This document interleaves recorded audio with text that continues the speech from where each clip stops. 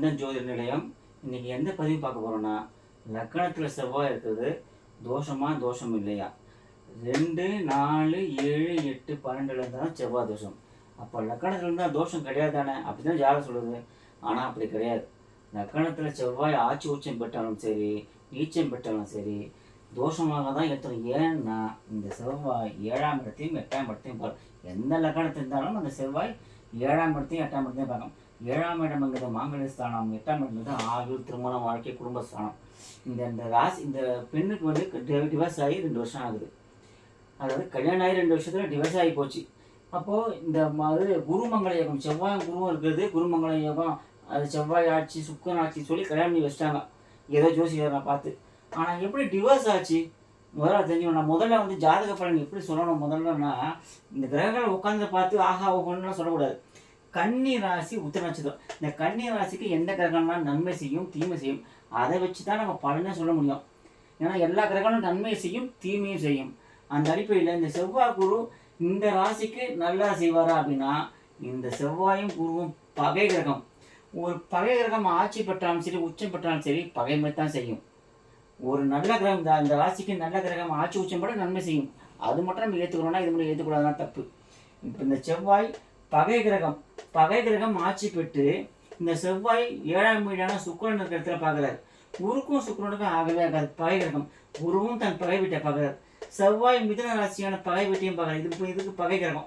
சந்திரனுக்கும் பகை வீடு, இதுக்கும் பகை வீடு. அதாவது கன்னி ராசிக்கும் பகை வீடு, மிதுன ராசிக்கு பகை வீடு. செவ்வாய் 8ஆம் பார்வையிலே இந்த இடத்த பார்க்குறாரு. 7ஆம் பார்வைனா கடத்தல் ஸ்தானத்தான 7ஆம் இடம் சுக்கிரனுங்கிறார், அந்த இடத்தையும் பார்க்குறாரு. அப்போது ஒரு பகை கிரகம் பகையை வைத்து தான் இந்த இடத்த பார்க்குறது. ரெண்டுமே பகை. குருவுக்கும் சுக்கிரனுக்கும் ஆகாது, அதுவும் பகை தான், இதுவும் பகை தான்.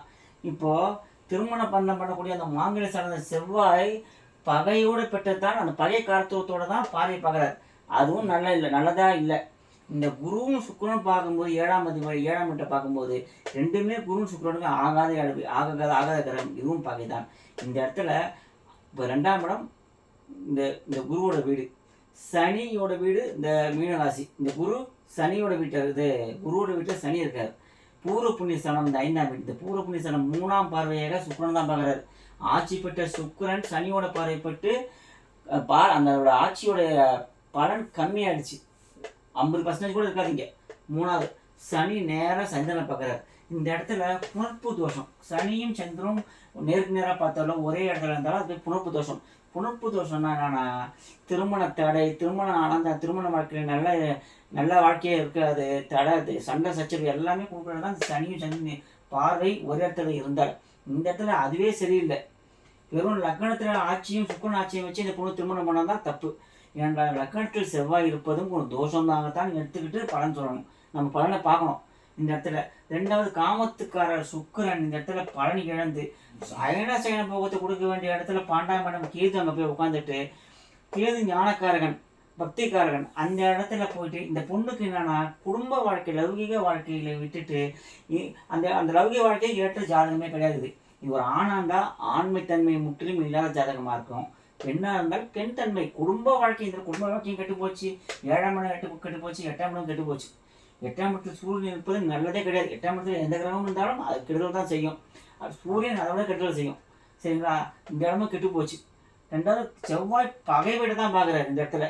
அப்படி இருக்கும்போது இந்த பொண்ணுக்கு திருமண வாழ்க்கை, திருமண பந்தம் என்பது முற்றிலும் ஏற்றுக்கொள்ளக்கூடியதான ஜாதகமாக இது கிடையவே கிடையாது. அப்போ இந்த பொண்ணுக்கு சரியான ஜாதகம் பரிகாரம்னு பார்த்தீங்கன்னா, ஜாதகத்துக்கு பரிகாரம் ஒன்றும் இல்லை. நீங்கள் ஏன்னா தோஷமும் கிடையாது. ஆனால் செவ்வாய் இந்த லக்னத்தில் இருக்கும்போது 7ஆம் இடத்தையும் 8ஆம் இடம் பார்க்கும்போது இந்த இடத்துல எந்த கிரகம் இருக்குதுன்னு நம்ம பார்க்காமலேயே நம்ம முடிவு பெறக்கூடாது. ஆட்சி விட்டாலும் இந்த ஆட்சி பெற்ற கிரகம் சுக்கிரன். ஏன்னா திருமண பந்தத்தை அது சுக்கிரன் தான் முடிவு பண்ணுறது. அங்கே சனியோட பார்வைப்படுறது, குழந்தை பாக்கியத்தை தரக்கூடிய இந்த சுக்கிரன் சனி அதை கெடுக்கும் இடத்துல இருந்து தான் சுக்கிரனை பார்க்குறாரு. சயன போகத்தை அனுபவிக்க வேண்டிய இடத்துல கேது போய் உட்காந்து அதையும் கெடுத்துட்டார். ஸோ குடும்ப வாழ்க்கைக்கு ஏற்படக்கூடியதாக இந்த ஜாதகம் இல்லவே இல்லை. அப்போ இந்த பொண்ணுக்கு இப்போ டிவோர்ஸ் ஆச்சு, அப்போ கல்யாணமே பண்ணக்கூடாதானா பண்ணலாம். இதே போல் சுக்கிரன் பலம் இழந்த ஒரு ஆண் ஜாதகத்தை வைத்து தான் இந்த பொண்ணு கல்யாணம் பண்ண முடியும். அப்படி பண்ணாதான் 2 பேர் கணவன் மனைவி 2 பொம்மைக்கு கல்யாணம் பண்ணுற மாதிரி. மற்றபடி குழந்தை பாக்கியம் கிடைக்குமா கிடைக்காதாலும் சனி போய் உட்காந்துட்டார். ஸோ இந்த பொண்ணு போன ஜென்மத்தை சேர்ந்த பாவ புண்ணியத்தை கணக்குப்படி தான் இந்த ஜென்மத்தில் அந்த பாவ புண்ணியத்தை அனுபவிக்க தான் பிறந்திருக்குது. இந்த பாவத்துக்கு எடுத்து கர்ம பலன் தான் இங்கே கொடுப்பார் சனி. சரிங்களா? அதனால் லக்னத்தில் செவ்வாய் இருந்தால் தயவு செய்து அந்த 7ஆம் இடத்துலையும் 8ஆம் இடத்துலையும் என்ன கிரகம் இருக்குது, அந்த கிரகத்தை என்ன கிரகம் பார்க்குது, சுக்கிரன் எந்த கிரகம் பார்க்குது, லக்னத்தை எந்த கிரகம் பார்க்குது, அதெல்லாம் நீங்கள் பார்க்காமலேயே லக்னத்தில் ஒரு ஆட்சி பெற்ற கிரகம் உச்சம் பெற்றுக்குது எல்லாமே வச்சுக்கிட்டு நீங்கள் வந்து பலன் எடுத்து எந்த முடிவுக்குமே வரக்கூடாது. ஏனென்றால் ஒரு ராசிக்கு ஒரு கிரகம் நல்லது செய்யும், ஒரு கிரகம் கெடுதல் செய்யும். எந்த ராசிக்கு எந்த கிரகம் நல்லது செய்யும் கெடுதல் செய்யும் தெரிஞ்சுக்கிட்டு தான் அந்த கிரகம் எங்கெங்கெல்லாம் இருக்குதுன்றதை பார்த்துட்டு அந்த கிரகத்தோட பார்வையெல்லாம் எங்கே படுதுன்றதை பார்த்துட்டு தான் நம்ம பலன் எடுத்து சொல்லணும். இந்த பொண்ணுக்கு இப்போ பாருங்க, கல்யாணம் பண்ணி ஒரே பொண்ணு கல்யாணம் பண்ணி 1.25 வருஷம் தான் அந்த டிவோர்ஸ் ஆச்சுன்னா இந்த இடத்துல பார்த்தீங்கன்னா சந்திரன் புதன் ஒரே ப்ளஸ் பாயிண்ட் பரிவர்த்தனை இருக்கும். புதன் வீட்டில் சந்திரனுக்கிறார், சந்திரன் வீட்டில் புதனுக்கிறார். இந்த பொண்ணு நல்லா படிச்சுட்டு நல்லா உத்தியோகத்தில் இருக்குது. ஏன்னா செவ்வாய் வந்து நல்ல ஒரு பெரிய மேனேஜர் வேலை, ஒரு தொழில்காரனா சனி இருந்தாலும் அதுக்கு ஈக்குவலாக செவ்வாய் தான். ஒரு பெரிய இடத்துல ஒரு பதவியில் இருக்குது, நல்ல சம்பளம் எல்லாமே இருக்குது. ஆனால் திருமண வாழ்க்கைக்கு இந்த ஜாதகம் ஒத்து வராத ஜாதகம். ஸோ லக்னத்தில் செவ்வாய் இருக்கும்போது தயவு செய்து 4 ஜோதிடரை பார்த்துட்டு 7ஆம் இடத்துல 8ஆம் இடத்துல என்ன கிரகம் இருக்குதுன்னு பார்க்கணும். 7ஆம் இடத்துல இந்த கிரகம் எந்த இடத்துல எந்த அதாவது எந்த லக்னமாக இருந்தாலும் அது எந்த இடத்துல இருக்கிற பார்க்குது, எந்த இடத்த பார்க்குது, 7ஆம் இடத்த பார்க்கும். அந்த இடத்துல என்ன கிரகம் இருக்குது, கிரகமே இல்லைன்னா அங்கே இருக்க வேண்டிய கிரகம் எந்த இடத்துல இருக்குது, இதெல்லாம் பார்க்காம பலன் எடுத்து திருமணம் செய்யாதீங்க. இது வந்து ஒரு எடுத்துக்காட்டாக உங்களுக்கு இது ஒரு உண்மையான ஜாதகம் தான். உங்களுக்கு நான் எடுத்துக்காட்டுக்காக இதை நான் போட்டிருக்கேன். இனி லக்னத்து சனி செவ்வாய் இருக்கும்போது தயவு செய்து ஒரு தடவைக்கு பல தடவை நீங்கள் வந்து பல பேரை பார்த்துட்டு அதுக்கப்புறமா ஒத்து போகுதா, சுக்கிரன் நல்ல இடத்துல இருக்காரா, சுக்கிரன் நல்லா இருக்காரு, 7ஆம் இடம் நல்லா இருக்குதா, 8ஆம் இடம் நல்லா இருக்குதா, இதெல்லாம் பார்த்துட்டு திருமணம் செய்யுங்க. இதனால் கல்யாணங்கிறதே உடனே முடிஞ்சு போகிற காரியம் கிடையாது. ஆயிரம் காலத்து பயிருன்னு சொல்லுவாங்க. அதனால் நிறைய பேர் செய்கிற தவிர லக்னத்தில் செவ்வாய் இருந்தால் செவ்வாய் தோஷம் இல்லை தான்.